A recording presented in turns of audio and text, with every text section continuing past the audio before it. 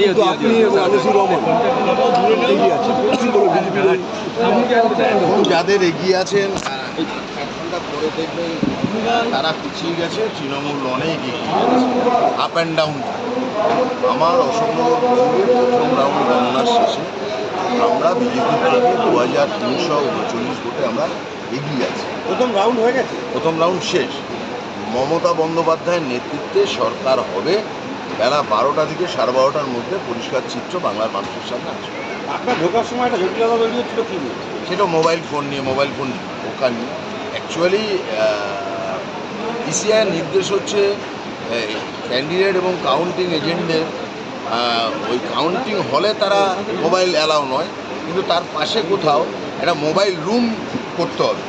এখানে ইলেকশন কমিশনের লোক থাকবে, সেই জায়গায় আমাদের মোবাইল জমা থাকবে।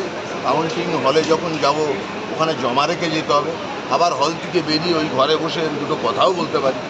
সেইটা এখানে এসডিও সাহেব আমাকে গতকাল বলেছিলেন সে ব্যবস্থা থাকবে, কিন্তু সে ব্যবস্থা নেই। এত কী করা যাবে বললো। আরও সাহেব বললেন যে আপনি মানে হলটার বাইরে গিয়ে আপনি ইউজ করছেন। প্রথম রাউন্ডে আপনি কত ভোটে এগিয়ে আছেন? 2339 ভোটে। Thank you.